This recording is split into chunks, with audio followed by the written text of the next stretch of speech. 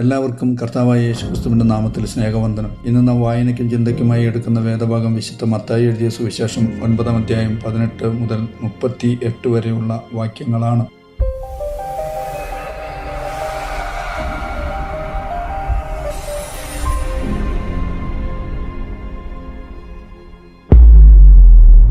ഈ വേദഭാഗത്ത് മരിച്ചവരെ ഉയർപ്പിക്കുവാനുള്ള യേശുക്രിസ്തുവിന്റെ ശക്തി, രോഗങ്ങളുടെയും ആത്മീക ബന്ധനങ്ങളുടെയും മേലുള്ള കർത്താവിന്റെ അധികാരം എന്നിവ വെളിപ്പെടുത്തുന്നു. മരിച്ച ഒരു ബാലികയെ ഉയർത്തെഴുന്നേൽപ്പിക്കുക, രക്തസ്രാവം ബാധിച്ച സ്ത്രീയെ സുഖപ്പെടുത്തുക, കുരുടന്മാർക്ക് കാഴ്ച നൽകുക, ഭൂതങ്ങളെ പുറത്താക്കുക എന്നിവയിലൂടെ യേശു തന്റെ ദൈവിക ശക്തി മാത്രമല്ല ദയയും കരുണയും കർത്താവ് പ്രകടമാക്കുന്നു. ഇതിലൂടെ യേശുക്രിസ്തു പഴയ നിയമ പ്രവചനങ്ങളുടെ നിവൃത്തിയെയും വെളിപ്പെടുത്തുന്നു. 18-ാം വാക്യത്തിൽ ഒരു പ്രമാണി വന്ന് യേശുവിനെ നമസ്കരിച്ച ശേഷം തൻ്റെ മകൾ മരിച്ചുപോയി എന്നും കർത്താവ് വന്ന് അവളുടെ മേൽ കൈവച്ചാൽ ജീവിക്കുമെന്നും പറഞ്ഞു. മർക്കോസിൻ്റെയും ലൂക്കോസിൻ്റെയും സുവിശേഷം വായിച്ചാൽ ഈ വ്യക്തി പള്ളിപ്രമാണിയായ യായിറോസ് എന്നു പേരുള്ള മനുഷ്യനാണെന്ന് മനസ്സിലാവുന്നതാണ്.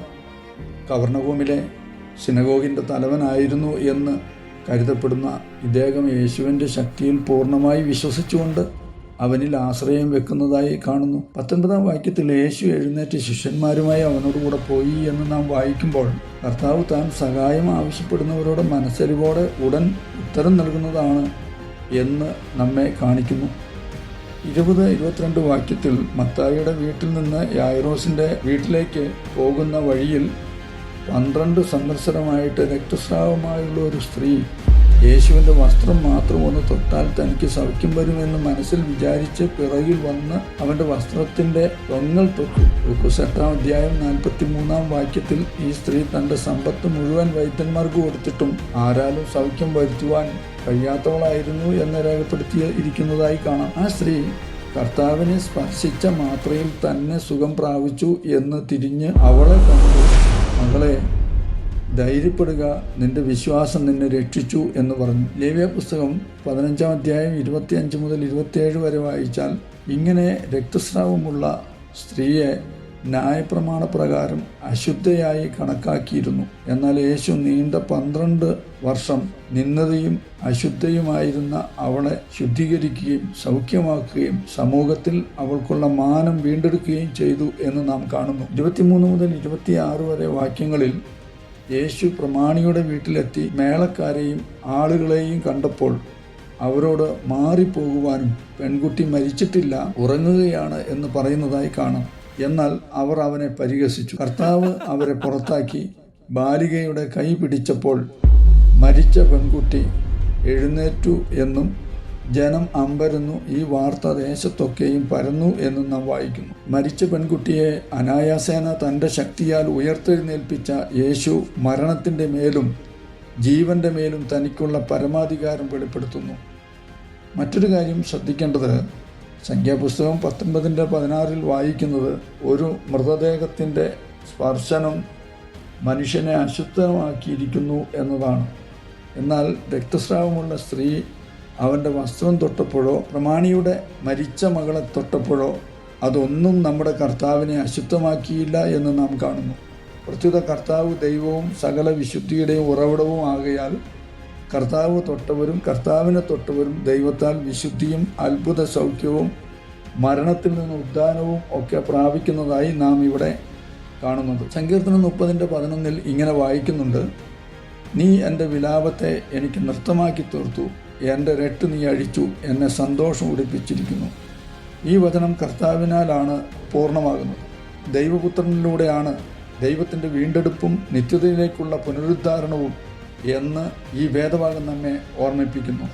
27 മുതൽ 31 വരെയുള്ള വാക്യങ്ങളിൽ യേശു അവിടെ നിന്ന് പോകുമ്പോൾ 2 കുരുടന്മാർ ദാവീദ് പുത്ര, ഞങ്ങളോട് കരുണ തോന്നണമേ എന്ന് നിലവിളിച്ചുകൊണ്ട് പിന്തുടരുന്നു. കർത്താവ് അവരുടെ വിശ്വാസം ചോദിച്ചറിയുകയും അവരുടെ കണ്ണു തൊട്ട് അവർക്ക് കാഴ്ച കൊടുക്കുന്നതായും നാം വായിക്കുന്നു. ഈ കുരുടന്മാർ യേശുവിനെ ദാവീദിൻ്റെ വംശത്തിൽ വരും എന്ന് ദൈവം വാഗ്ദാനം ചെയ്ത മശിഹ അഥവാ ക്രിസ്തു ആണ് എന്നും തിരിച്ചറിഞ്ഞു അങ്ങനെ അവനിൽ വിശ്വസിച്ചതുകൊണ്ട് ദൈവത്തിൻ്റെ സൗഖ്യവും ശക്തിയും അവർ അനുഭവിച്ചു എന്നും നാം വായിക്കുന്നു. യെശയ്യാവ് 35-ന്റെ 5-ാം വാക്യത്തിൽ അന്ന് കുരുടന്മാരുടെ കണ്ണ് തുറന്നുവരും, ചെകിടന്മാരുടെ ചെവി അടഞ്ഞിരിക്കുകയില്ല, ഭാവിയിൽ സംഭവിക്കുമെന്ന് യെശയ്യാവ് പ്രവചിച്ച പ്രവചനങ്ങൾ യേശുവിൽ നിറവേറുന്നു എന്ന് മത്തായി സുവിശേഷത്തിലെ ഈ സംഭവങ്ങൾ വ്യക്തമാക്കുന്നു. യേശുവിൻ്റെ സുവിശേഷ ശുശ്രൂഷയുടെ ഭാഗമായി കുരുടന്മാർക്ക് കാഴ്ചയും ചെകിടന്മാർക്ക് കേൾവിയും ലഭിക്കും എന്ന് പ്രവചിച്ച ഈ വേദഭാഗങ്ങൾ മശിഹയെക്കുറിച്ചുള്ള പ്രവചനങ്ങൾ ആയിരുന്നു എന്ന് വ്യക്തമാണ്. 32-34 വാക്യങ്ങളിൽ പിശാചു ബാധ കൊണ്ട് ഊമനായ ഒരുവനെ കർത്താവിൻ്റെ അടുക്കൽ കൊണ്ടുവന്നു. ഭൂതത്തെ പുറത്താക്കിയ ശേഷം ഊമൻ സംസാരിച്ചു എന്ന് നാം വായിക്കുന്നു. ഭൂതങ്ങളെ തുരത്തുകയും മിണ്ടാനാവാത്തവനെ സംസാരിക്കാൻ കഴിവുള്ളവനാക്കുകയും ചെയ്തതിലൂടെ യേശുക്രിസ്തു ഒരിക്കൽ കൂടി ദുഷ്ടാത്മശക്തിയുടെ മേൽ പൂർണ്ണ അധികാരമുള്ളവനാണെന്ന് തെളിയിക്കുന്നു. പുറപ്പാട് പുസ്തകം 4:11 ദൈവം മോശയോട് സംസാരവും കേൾവിയും നൽകുന്നത് താനാണെന്ന് അരുളി ചെയ്തത് ഈ വാക്യങ്ങൾ നമ്മെ ഓർമ്മിപ്പിക്കുന്നു. 35-36 വാക്യങ്ങളിൽ കർത്താവ് എല്ലാ പട്ടണങ്ങളിലും ഗ്രാമങ്ങളിലും സഞ്ചരിച്ചു, ഉപദേശിച്ചു, സുവിശേഷം പ്രസംഗിച്ചു, എല്ലാവിധ രോഗങ്ങളും സുഖപ്പെടുത്തുകയും ചെയ്തു എന്ന് കാണുന്നു. യെശയ്യാവ് 61:1 തന്നെക്കുറിച്ചുള്ള പ്രവചനം നിവൃത്തിയാകുന്നതിൻ്റെ ഭാഗമായി കൂടിയാണ് കർത്താവ് ഈ പ്രവൃത്തികളൊക്കെയും ചെയ്തത്. യേശു ജനത്തെ കണ്ടപ്പോൾ അവർ ഇടയനില്ലാത്ത ആടുകളെ പോലെ അവശരും ചിതറിപ്പോയവരുമായിരുന്നു എന്ന് കണ്ട് അവരോട് കരുണ തോന്നി എന്ന് കാണുന്നു. യേശുവിൻ്റെ ദൈവീക കരുണയും മനുഷ്യരോടുള്ള മനസ്സലിവും ഒരിക്കൽ കൂടി ഈ വാക്യങ്ങൾ വെളിപ്പെടുത്തുന്നു. എഹെസ്കേൽ 34:5-16 വരെ വാക്യങ്ങളിൽ ഇസ്രയേൽ ജനത്തിൻ്റെ ദുരവസ്ഥയെക്കുറിച്ച് ഇടയനില്ലാത്ത ചിതറിപ്പോയ ആടുകളെ പോലെ ഉപമിച്ചു ഭാവിയിൽ യഹോവയായ ദൈവം തന്നെത്താൻ ജനത്തിൻ്റെ ഇടയിലേക്ക് വെളിപ്പെടുത്തിക്കൊണ്ട് അവൻ തന്നെ തൻ്റെ കാണാതെ പോയ ആടുകളെ അന്വേഷിച്ച് കണ്ടെത്തി മേയ്ക്കുമെന്ന പ്രവചനം നമ്മുടെ ദൈവവും കർത്താവുമായ യേശു ക്രിസ്തുവിൽ നിവൃത്തിയായി എന്ന് മനസ്സിലാക്കാം. 37-38 വാക്യങ്ങളിൽ കൊയ്ത്ത് വളരെ ഉണ്ട്, സത്യം, വേലക്കാരോ ചുരുക്കം. ആകയാൽ കൊയ്ത്തിൻ്റെ യജമാനോട് കൊയ്ത്തിലേക്ക് വേലക്കാരെ അയക്കേണ്ടതിന് യാചിപ്പിൻ എന്ന് കർത്താവ് പറയുന്നു.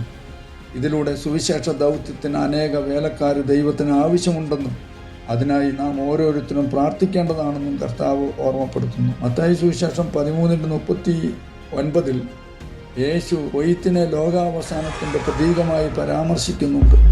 അവിടെ അന്ത്യകാലത്തിൽ ദൈവം സകല മനുഷ്യരെയും ന്യായം വിധിക്കുന്നത് കൊയ്ത്ത് എന്ന രൂപത്തിൽ കർത്താവ് വിവരിക്കുന്നു. എന്നാൽ ഇവിടെ മത്തായി 9:38 വാക്യത്തിൽ കൊയ്ത്ത് എന്ന സാദൃശ്യത്തിലൂടെ രക്ഷയിലേക്കും സഭയിലേക്കും ആത്മാക്കളെ നേടിയെടുത്ത് ശേഖരിക്കുന്ന സുവിശേഷ ദൗത്യത്തെയും വേലക്കാർ എന്നത് സുവിശേഷ പ്രവർത്തകരെക്കുറിച്ചുമാണ് കർത്താവ് ഇവിടെ പരാമർശിക്കുന്നത്.